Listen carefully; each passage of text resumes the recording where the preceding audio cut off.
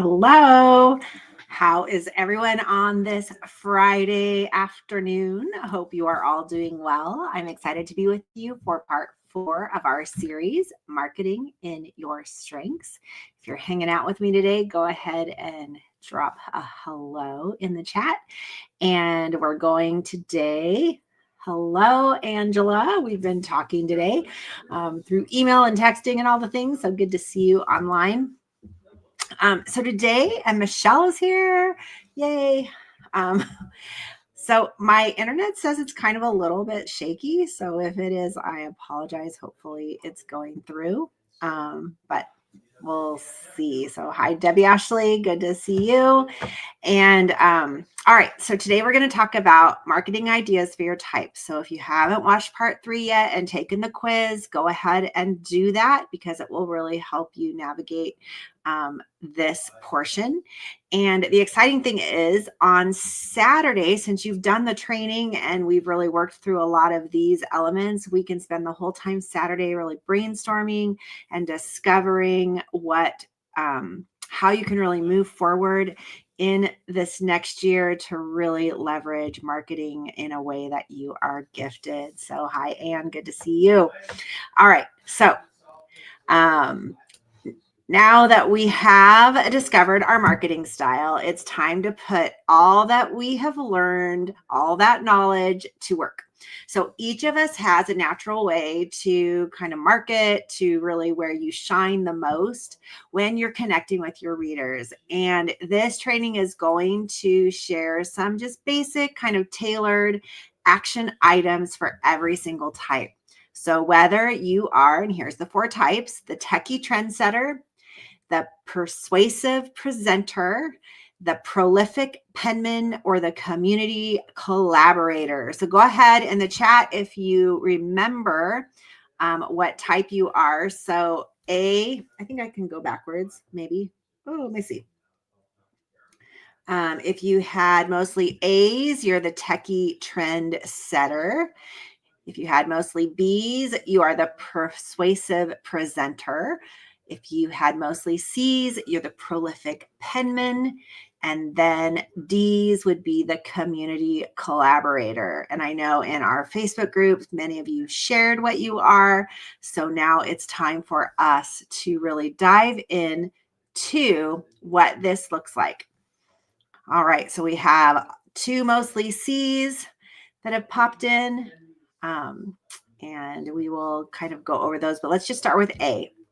And let's see.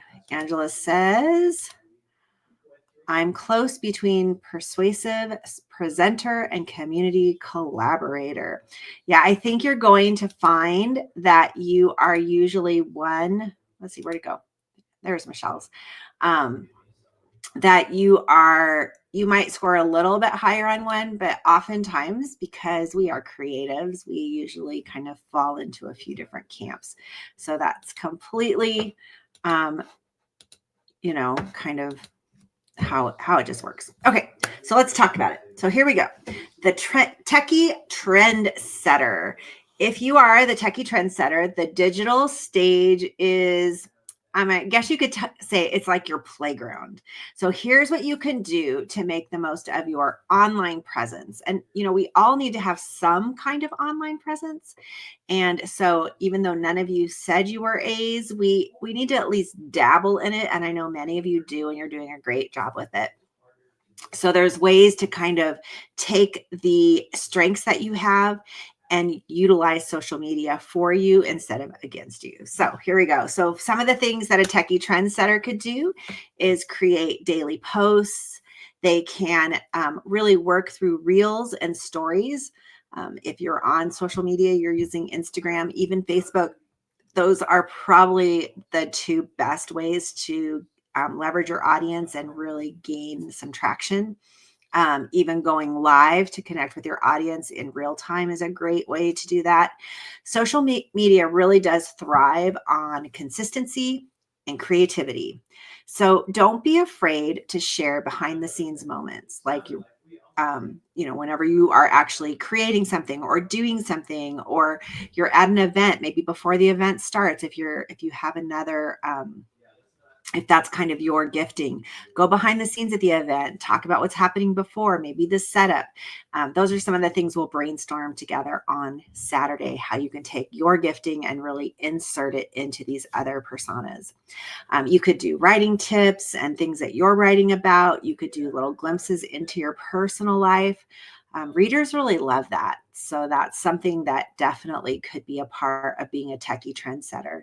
You can also bring tremendous value by building a Facebook group. And some of you have a Facebook group up and running. And it really does create a space where your readers and followers can engage with you. And they can also engage with each other. So that not only fosters a sense of community, if you're one of those community collaborator people, but you can do it online. But it positions you as really a leader or an expert in your genre or your niche. So you can curate different kinds of conversations that get people talking about your book, about related topics. It's all about keeping the connections on your social media in the tech alive and vibrant. And so that is just a few of the things that you could do as a techie trendsetter. The next is a persuasive presenter. So Anne says she is a B. Maybe Anne, you could drop in the chat something in this list that you think would be a great fit for you to start. So it's the persuasive presenter. It's really all about the power of your voice. How God has gifted you to speak and the presence that you have when you're up on a stage, and you pair that with some really good presentations, with some good technology and a good strategy, and you can really make a mark. So you can start by developing a signature talk to complement your book. That's one of the perfect ways to really step into your strengths in this area. So what's the core message that your audience needs? And then you build that presentation to educate, to inspire, and to leave them wanting more. Where are they going to find the more? We're going to find it in your book. So you can sell it at the back of the table. You could speak at conferences. You can go to schools, churches, organizations, virtual webinars, wherever you can find a platform. Stepping into that. There is nothing too small when we're first starting out. But don't stop there. Another thing that you can do to help leverage this is to create a one sheet to send alongside when you're pitching to different places to get a speaking engagement, to highlight your book's key topics, the expertise that you might have in that area, and what's your availability? What do you want to speak? Do you like to do weekend retreats? Are you more of a one-on, one-off? Off and on person, walk on the stage, do your thing, and walk off and leave the building. What's your passion with that?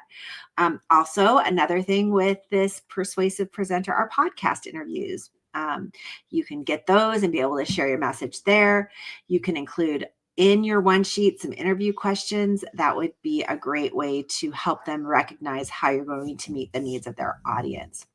And then here's a kind of a fun idea you could do is develop a quiz based on your book's theme or lessons. We have a course that started working through that. For instance, a personality quiz that ties to your book's message is a wonderful way to engage audiences, both on the virtual and the in-person platform. And a quiz will also help you build your email list. So that's a great opportunity for the persuasive presenter as they are trying to creatively bring together that audience, whether it's in person or from the virtual stage. So Anne says she is a mix between B and C. So that's a good mix to have. So let's go ahead and look at C. C is the prolific penman. All right. So your words, whether you are using them in long form or in a short, just a little post or a blog, they're really it's kind of like your superpower. You're really good at wordsmithing. And so here is some ways you can bring a spotlight to your writing. First, build an online presence with a consistent blog. Show up for your audience. Make sure that you are consistent. Have thoughtful posts, articles, and even like taking a story and laying that out within those posts to keep them coming back for more and wanting to know what's going to happen next. But don't limit yourself to just that. Obviously, we want to expand your reach so you can find places where you can submit your work online or collaborate with different organizations. Many of you have collaborated with us in different devotional projects and other ways. So that's a great way to help really build your voice, amplify your voice, just getting your voice out there. If your book is touching on a certain theme, then you can partner with people or organizations that really focus on those themes. So if your book is on hope, find places that really share in that vein so that you can share inspirational pieces with them and be able to encourage their audience as well. And we're going to talk a little bit about that on Saturday, how to really partner with different organizations to expand your audience almost immediately. A lot of organizations really need people to help them create content. And so it could be a great opportunity for you to volunteer with something that you're passionate about.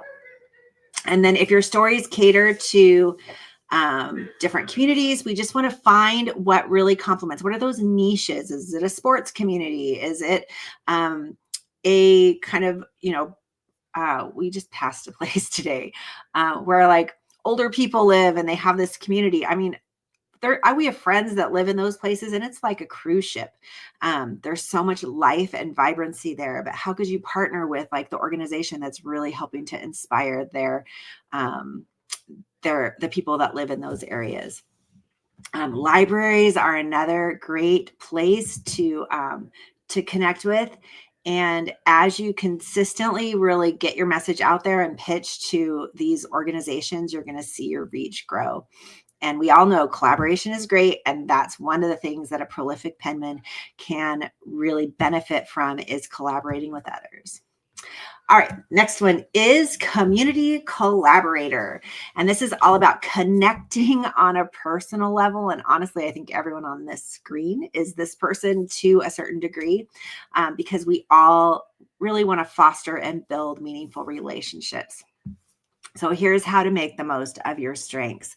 First, you want to start local. Make a list of places in the area that really do align with your book's message: schools, libraries, community centers, churches, small businesses, any kind of community organization, and really create a package to introduce yourself, include a copy of your book, a brochure, any other additional resources that you offer. And again, community collaborators bring people together. So it's not just about focusing on the one and just writing for them, but it's really about engaging with their mission as well.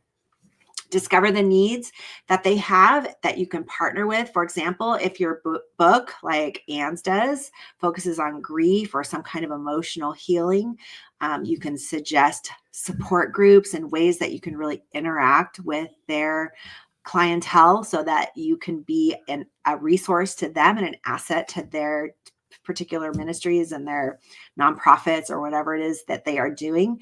If it's a fiction book, if you write novels or even children's books, maybe some kind of a book club where you can get together and create resources for your book for them and even do a host or a special appearance. And then think about collaboration. You want to partner with other authors in your communities, the community collaborator that has the same subject matter so that you can create an expert panel on it and bring that resource to your community. Community-based events not only showcase your work, but they also allow you to build connections that drive long-term interest and support. So you could even come together as collaborations and design a product like a devotional or a course or other group activities that would really tailor to your audience. Think outside the box and don't just think that you have to be a lone ranger in any of this. Collaboration is key. So those are just a few things, some tailored kind of strategies for every marketing type. So whether you're rocking the social media stage, you're captivating live audiences, you are crafting the written word, or you are collaborating with your community, the key is to lean into your strengths and make them work for you. But don't stop there. go ahead and stretch yourself by trying other things and implementing all 4 types into your strength. Because honestly, all of these can coincide together to create an amazing and incredible marketing plan that will reach your audience, and it will bring you lots of growth and success. So, your readers are out there and they are waiting for you to take the step. So be brave, be courageous, and get out there and let's market your books together. So on Saturday, we're going to get all of us in the same room and we are going to have so much fun brainstorming all of these ideas. And when we get all of you creatives in a room, there is no stopping us.